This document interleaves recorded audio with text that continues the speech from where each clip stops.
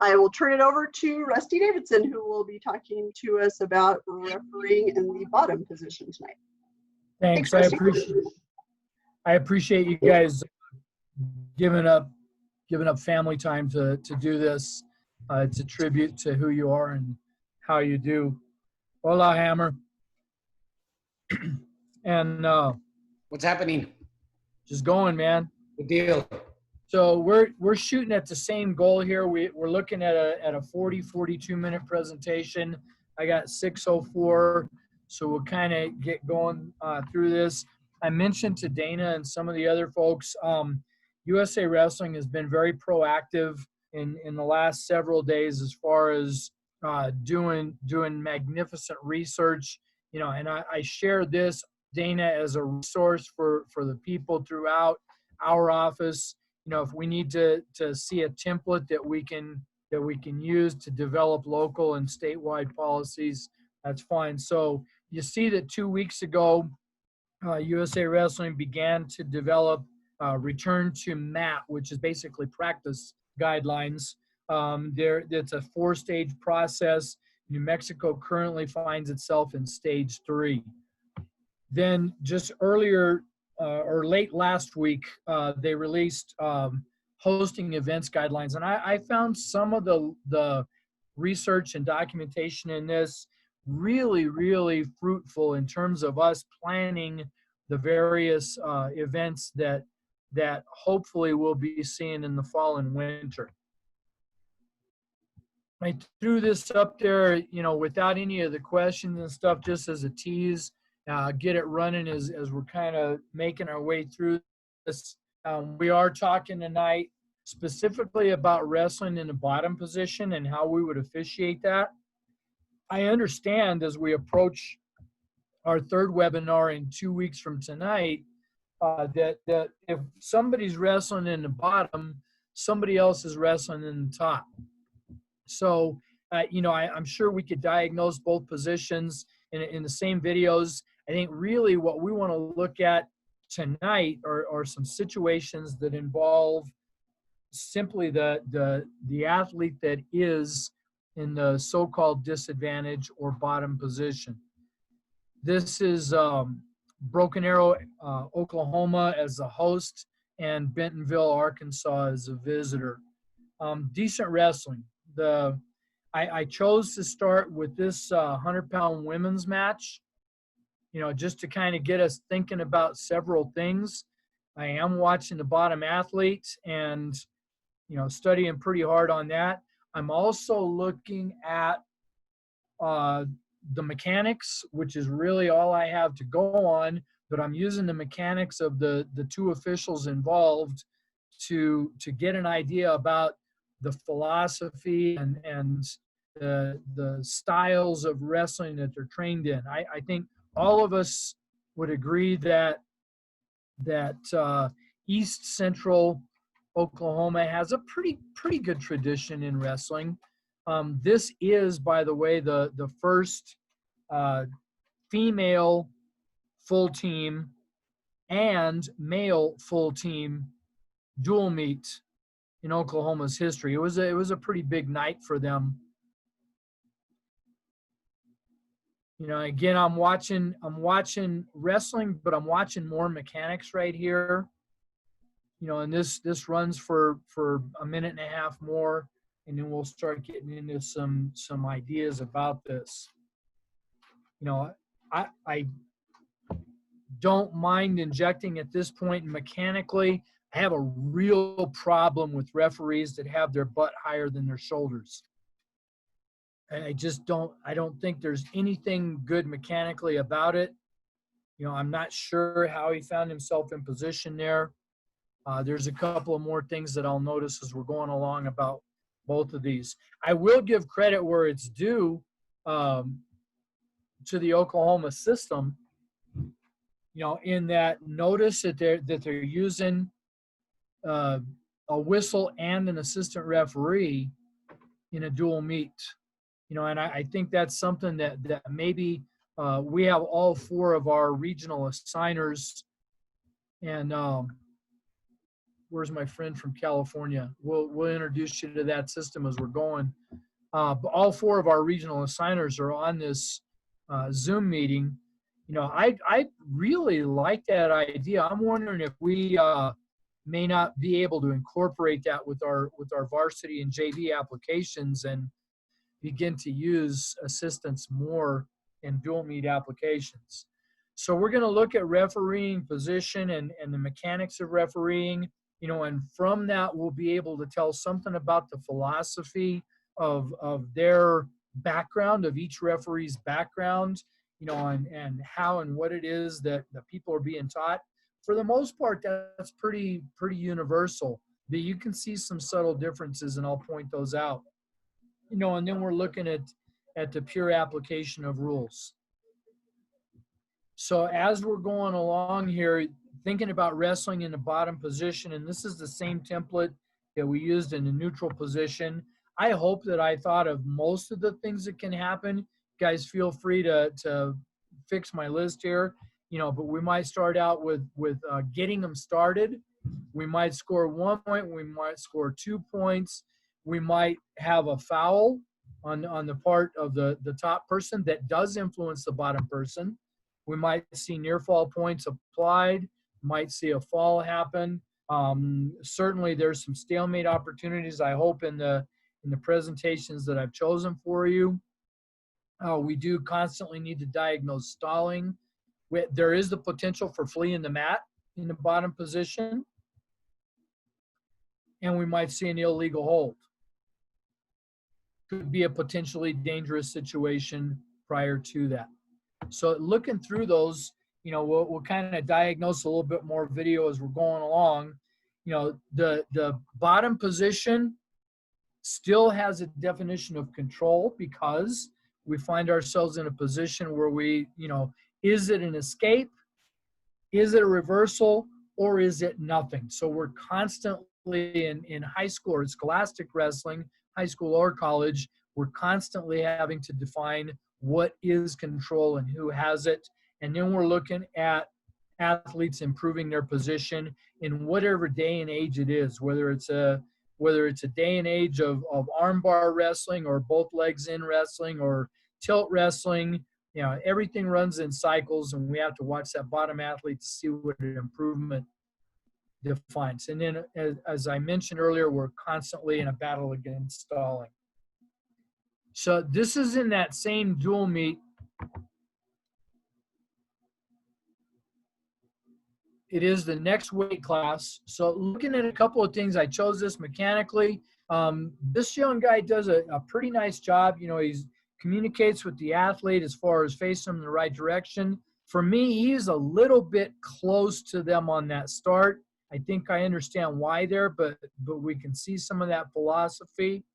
So looking at the bottom athlete, as far as maintaining a base, here we go. Scores 2 reversal. I don't know what's going on with the assistant referee, but he's horrifically out of position there. Now he's improved. Now he's in pretty good position. Motion, position on both of these guys. These are accomplished referees. They're not spring chickens. I got some complaints, but I think overall they do a really nice job. You know, if you're working in Broken Arrow, you're not really a rookie.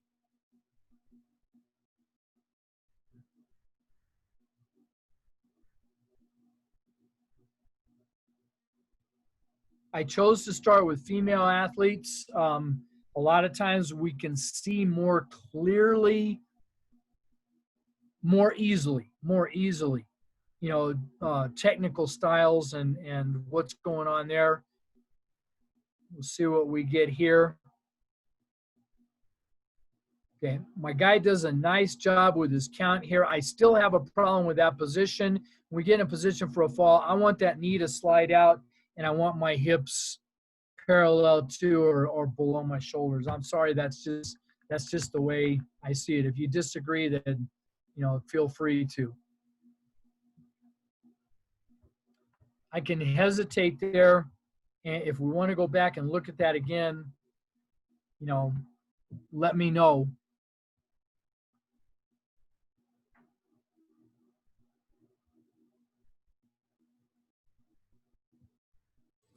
Hearing none? Rusty, one of the things I saw, you talked about the positioning of the second official, but from what I've been taught out here, that first official was too close to the action the whole time, except for when he went down.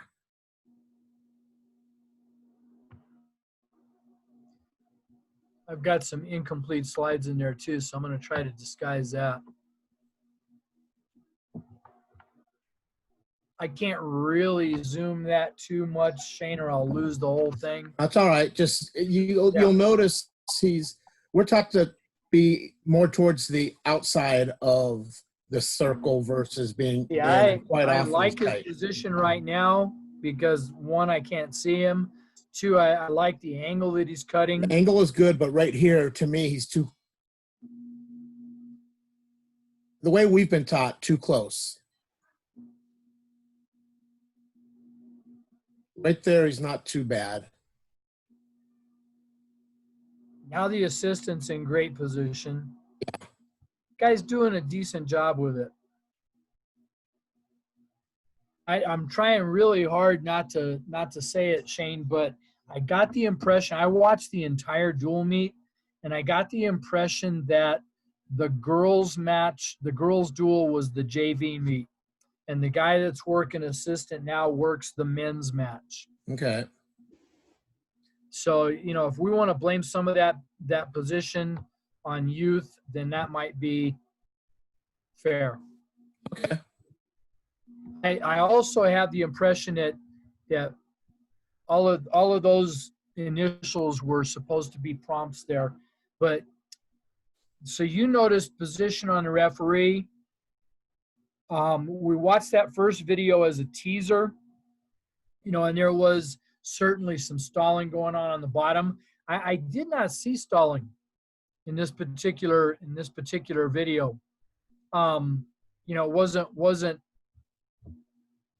world championship wrestling, but both girls had time on the bottom, both scored, both were active. All right, let's see what we get here. This fits into the men's match. Again, I think both guys are in decent position there.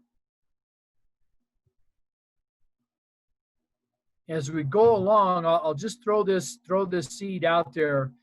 Both of these guys work a lot of small college matches. And you're gonna, I think you'll notice that, especially, watch this. Maybe a little bit late, but if you can see through the assistant to the mechanics there, the guy points at it, stops it as potentially dangerous, and I think that was a pretty decent job.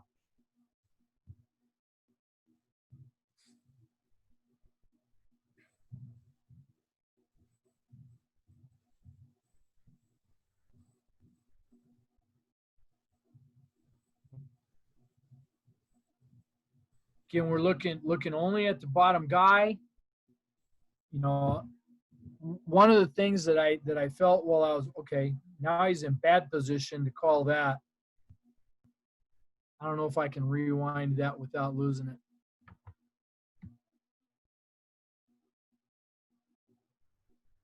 I can't. Again, I mentioned earlier, these guys work a lot of small college duels and tournaments. I watched this entire dual meet, all 10 women's weights and all 14 men's weights, and there was not a forfeit. And man, I mean, I get accused of being the freestyle guy. That could have become illegal. I would not have a problem with somebody calling that illegal the way it ended. But these guys are really, really fast on their falls. And I could make excuses for them if I thought they were in good position on their falls, but I don't.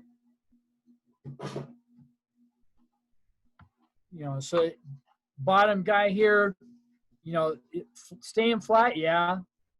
Getting a butt kicking, yeah. Doing everything he can, probably. What is the position on that? How can you see through that knee? I don't know. So I'm a little critical of that one. I'll take some time there. If anybody else has comments on that particular part, now's the time.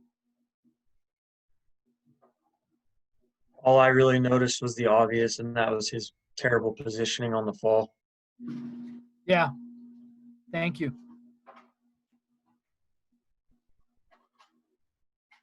Okay, here comes all my hieroglyphics.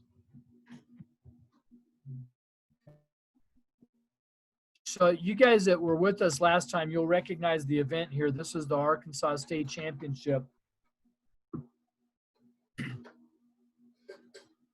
Just this particular referee is extremely athletic. I liked his position. I do like a 45 to 60 degree angle on my starts. I don't like straight on. My goal there is really to be able to see the belly hand. My question right there, and I cannot rewind it without losing it. We'll look at it again. What was the assistant doing, thinking, being? Shane, you want to talk about out of position. Guy does a nice job. I have a real problem with anybody that's got their hands on their knees.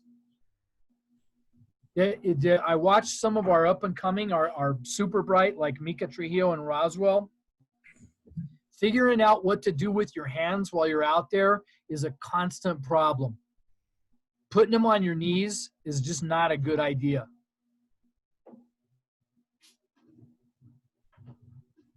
Think he's doing a nice job there with position. He got a count on that tilt. Does a nice job with him going out of bounds. Nothing changed. Yeah, Mondo, I point out how athletic this kid, and I will call him a kid, can afford to take that knee for an entire tournament. You and I can't.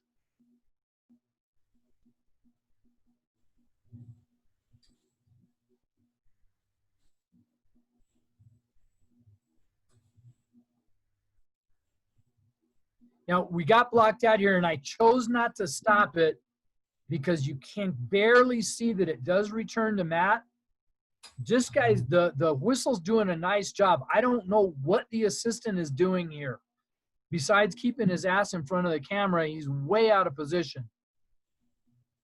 Look at that. Is that something that maybe we should consider?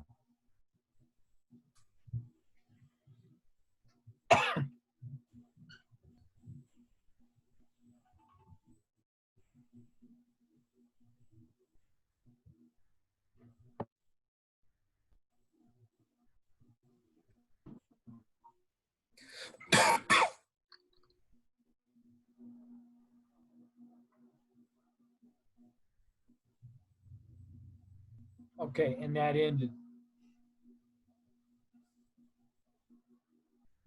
So I'll listen, and then we can watch it again.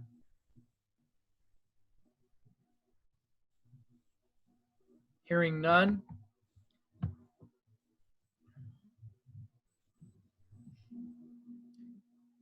I think really this kid's mechanics are pretty clean. I want to chew on him for putting his hands on his knees, but if that's his worst problem, I think we're okay. His position is good there. I'm not sure. Right now, the assistant's in good position.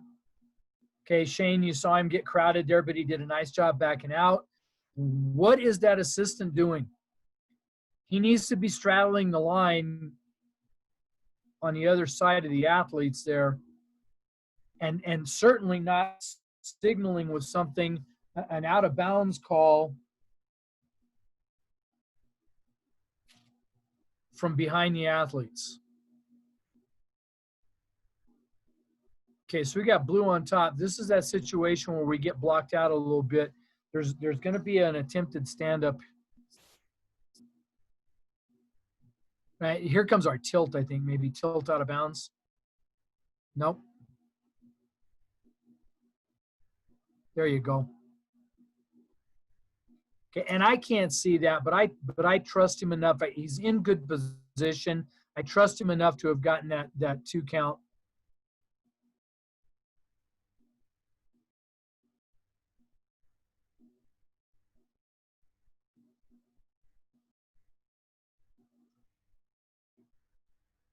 There's his false start. Okay, mechanically, he's solid there. And that assistant wants to be off the left cheek of the blue wrestler there. We want to see cross angles at him. Here's our stand-up. It does return to Matt right there.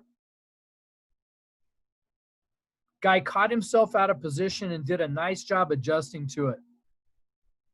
This guy's on Neptune. Now he's in pretty decent position.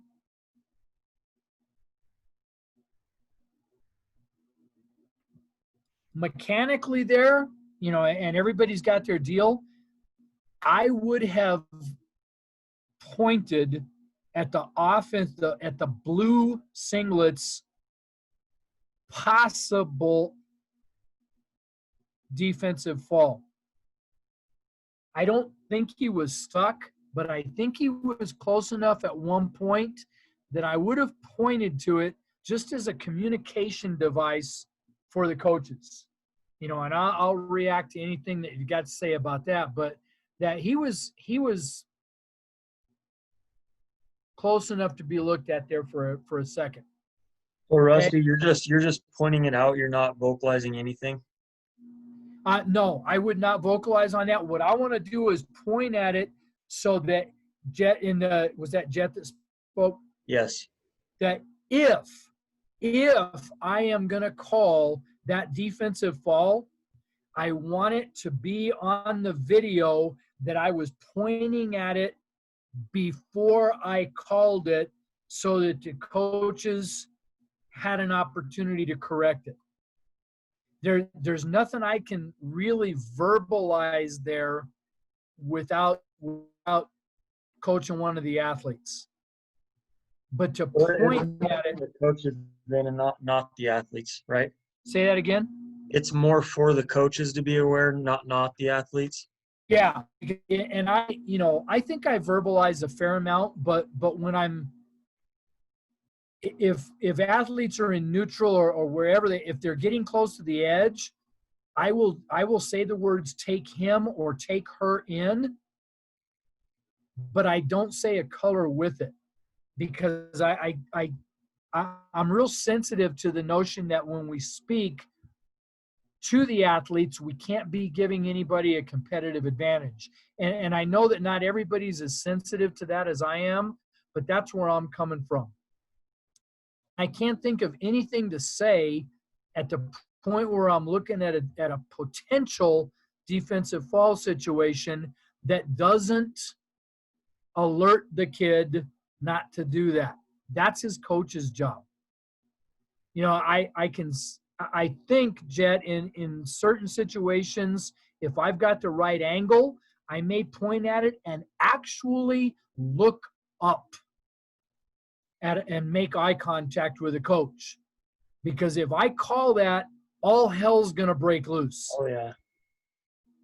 And having pointed at it, because now in the day that you're refereeing, everybody is going to be watching it on their cell phones in the next 4 minutes. If I've pointed at it, they pretty much have to acknowledge that the possibility was there. Did I answer your question? Yeah, that makes total sense. I appreciate that. Anybody else? You were talking about working on the edge. I tend to just say center. Don't talk to Yes. either one, just letting them both know center. And I think center is a very common usage in New Mexico. And Shane, so you know that we call all of this New Mexico, but a lot of our referees actually live in El Paso and surrounding area. And I spoke with him. He told me about that. Yeah.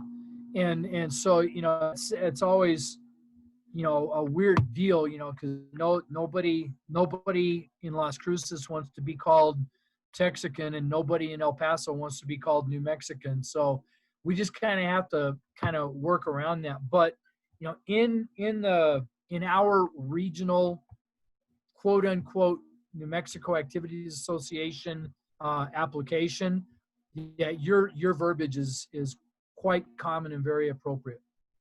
Okay.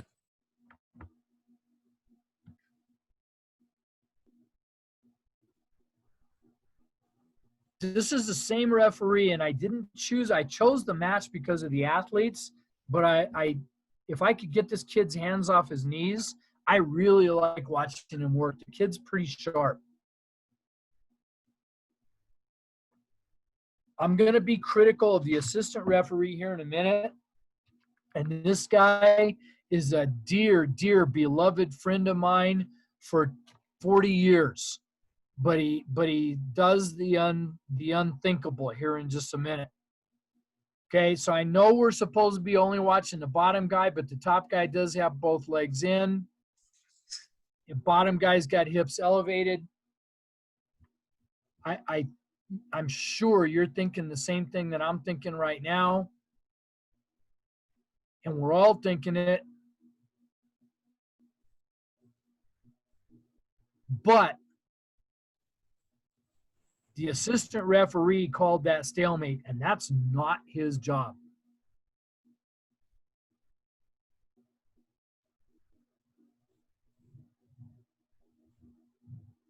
I know the guy. I love the guy. He feels like he's protecting a younger guy in a tough situation.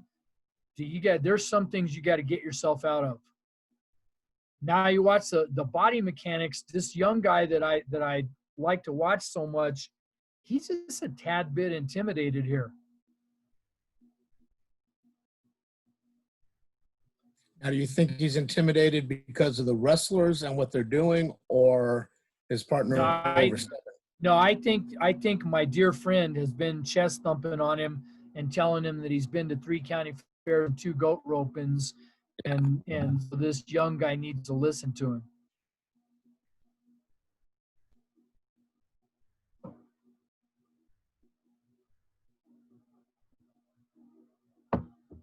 Is the bottom guy stalling? Yep. Is he going to win? Yep. Here comes the stalling call. Want to bet?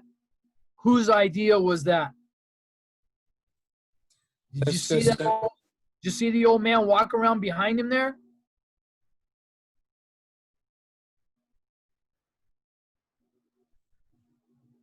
I'm not saying he was wrong. I'm just saying that he handled it poorly. You know, that's something that you talk about in the locker room. You don't do that on the mat.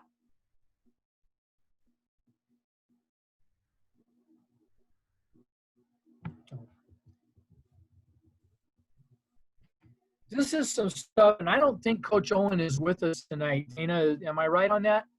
But immediately following— That is correct. He's not on. Immediately following our last get-together, Coach Owen sent me these. It was like within 4 minutes after our call, and it's 6:32. He felt like that with our topics being bottom and top wrestling over the next 2 sessions, that it was the right time to get this new information from NFHS out.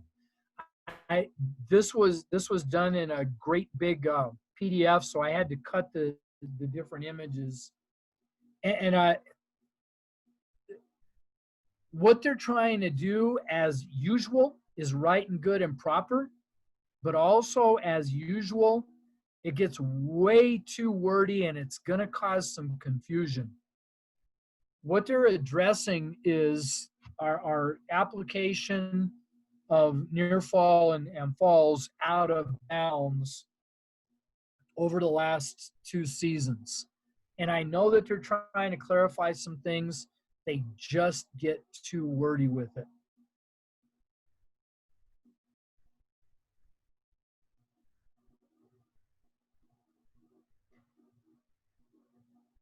If you've had a chance to look through some of the wording there, you know, what we're saying, frame number 1 and frame number 2 are the same action from 2 different views. Their goal is to help us define the term supporting points.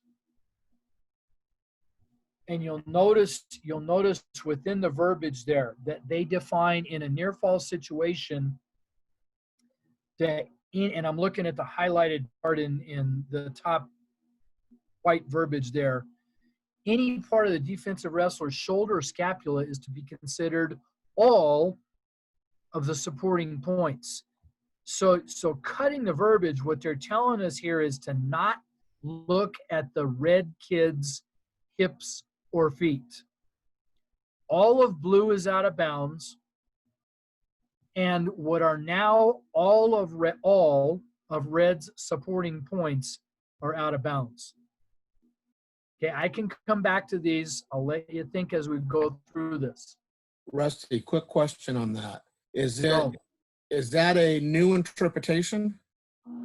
no, this is clarifying what the intention was 2 years ago when they extended near fall and fall application beyond that yellow line. And it was cloudy and it was a little cloudier last year. And so I think what they're doing now is just responding to questions that have grown through that application. Okay. Did I answer your question, Shane? Yes, thank you. If you're looking at this one, what they're having us focus on now is that somebody's got to have supporting points with an S on it in or on the line. And so they're telling us here that because the blue wrestler has part of his thigh and a hip joint on the line, that supporting points are in bounds. You know, and I'm going to get to a very summarizing statement here in a minute or two, but you guys are thinking exactly what I was thinking when I went through these. Man, you're going to make easy things hard. I got a question on this one. Go. So basically my understanding then is if the defensive wrestler has both shoulders out of bounds, the offensive wrestler better have 2 points in. I think that's well said. You're seeing the right picture. Okay, so we're out here. Now let's get some clouds. So the guy was on a scapula and he was in. Now he's off a scapula. All of blue is out of bounds. All of blue is out of bounds. He's off a scapula and he's out. I lied. And he's in. Yeah, both legs. Yeah, because he's got 2 feet supporting him. So you can tell what the issue has been here is that what I was looking at in the earlier slides with the emphasis going to the scapula being all supporting points, some of our brothers and sisters have been calling this out as soon as it goes to the bridge, when the feet are still the supporting points.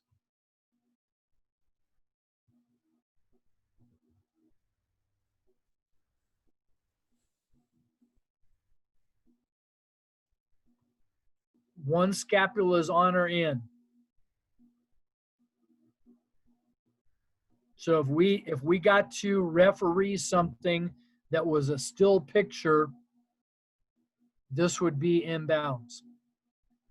I'm leading up to my summary here.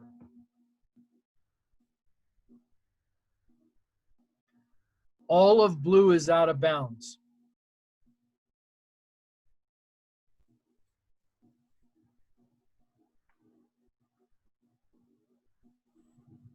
The scapula is not in bounds, and they're saying now This is out of bounds. This is inbounds. This is out of bounds. In, out. They literally look like the same picture, just a different angle. Well, so Jason, you're already all set for my summary. You know, yes, we want to discuss this in our preparations in the fall, and we want to zero in on this as far as our preparation for postseason competition, and we want to get this right most with a capital M of the time. But you know how you can tell when they're out of bounds? You can hear me blow a whistle. Sorry, but that's the deal. Because when you start cutting it between this and this, there's no humanity in there. So I think what we want to do is accept willingly the message that the Federation is sending us, that there has been some confusion in these situations, and we want to study, and we want to share, and we want to consider, and we want to practice a lot. So I think I'll interject a little bit. I think what they're saying on that one too is if the scapula is in contact with the mat on the out of bounds line, you're in. So on the other picture showing that he's off the mat with that shoulder, and the part of the scapula that is on the mat is out of bounds. So they're out because that shoulder is not in contact with the mat. Does Adam, that make sense? you are spot on, 100% accurate. And we've been looking at this slide now for 7 minutes. When you're doing this at match speed, there's times when you're gonna blow a whistle there and tell us oops while we're drinking beer. And there's times when you're not gonna blow a whistle here and say the same oops over the same beer. Absolutely. And that's all I'm saying is that the information here is good, but we have the luxury of looking at a still picture for 7 minutes. At match speed, there are going to be whistles blown and whistles not blown. That's the deal. And I don't want any of our bright up and coming being intimidated, tortured, worried about something that's happening at match speed that's this close. Do I want them to think about it? Yes. But I don't want them to think about it during the next match. Is that fair? Yep. There you go. We are at 6:42. I can go 4 more minutes and we'll be at our time. I'm happy to go back to anything that anybody would like to look at, discuss, point at, consider, discuss. You know, I'm open to anything, whether it's this presentation or things in general. So I'll shut up and listen. You know, I want to talk about the out of bounds stuff real quick. I mean, the rules are very clear.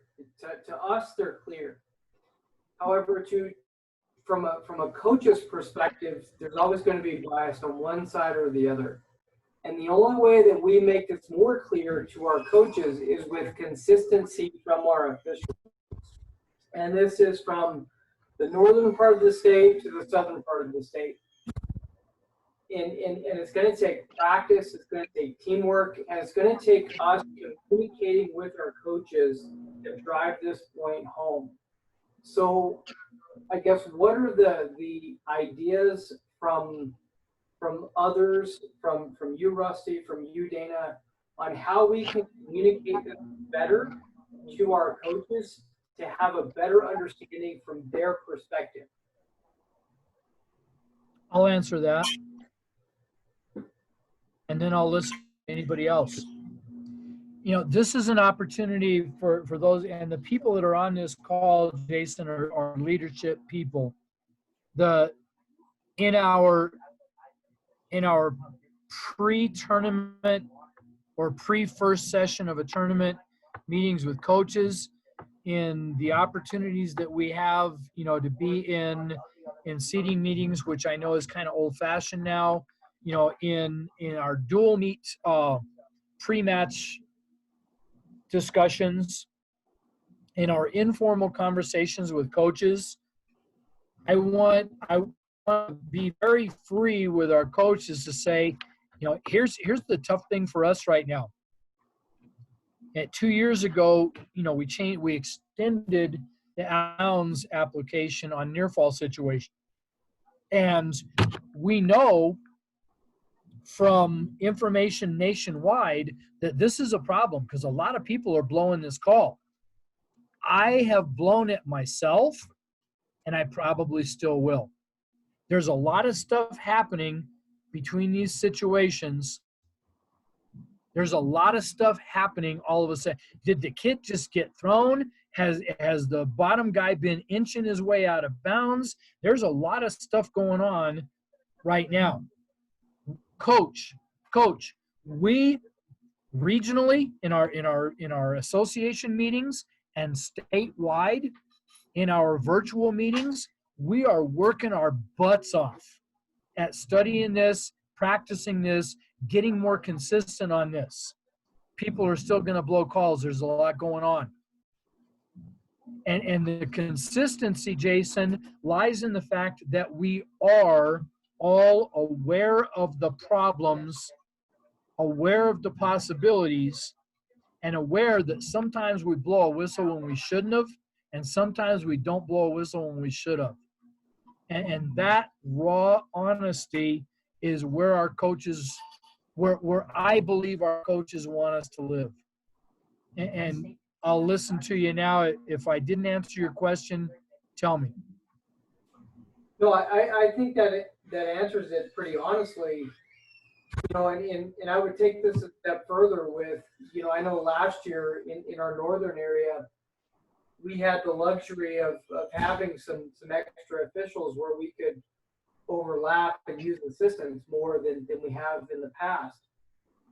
I think this is a great opportunity for us as a team, as an officiating community, to really use assistance and work on not only position, but looking at it consistently and agreeing on the mat and working on that call.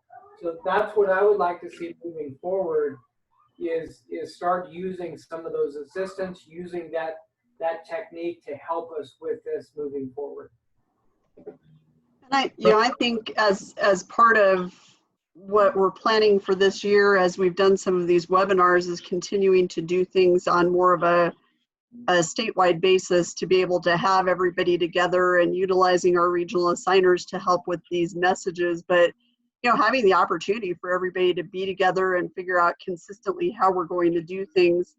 I know with Scott, there will be opportunities for coaches and officials to be on these types of webinars together too. So I think that the more we can get consistent messages out to both coaches and officials about all of this information, it'll help not only with consistency of officiating, but also consistency of how coaches are understanding, you know, what's going to be done, instead of it, well, in this area of the state, they do it this way, but down there, they do it this way. So I think it'll just, you know, that'll be really helpful as we utilize technology moving forward. Yeah, this thing's really going to turn into an opportunity for us.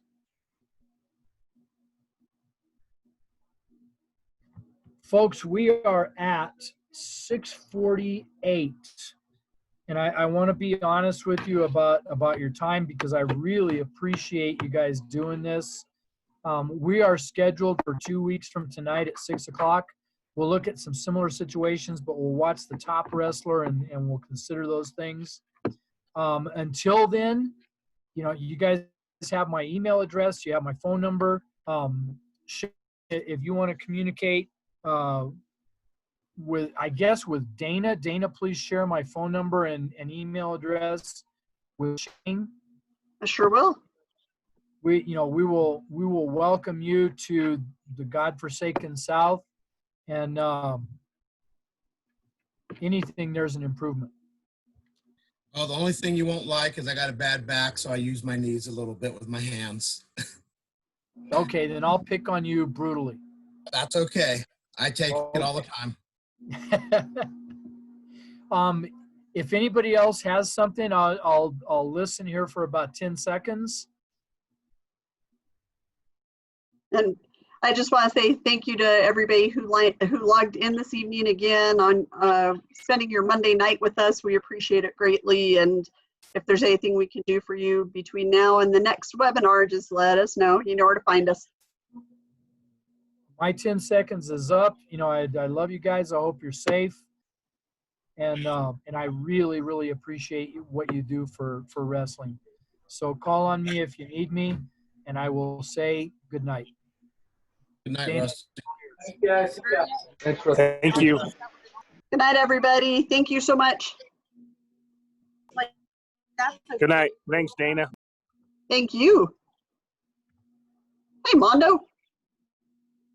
You're muted. I'm always muted. It's the best part. How are you guys doing? Good, how are you? Doing good. I'll listen to it. Good. It's pouring rain here right now. It's crazy. I kept thinking my power was going to go out. I'm glad it held on. Hey, well, that's good. I think we need rain. Yeah, we definitely need do. rain.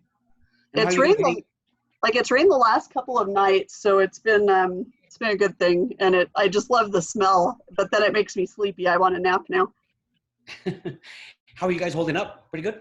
Good. Everything's good. Just staying super busy and, trying to figure life out right now. So Oh my gosh. Going. Yeah, that's this is going to be the new norm, I think. I'm is. positive.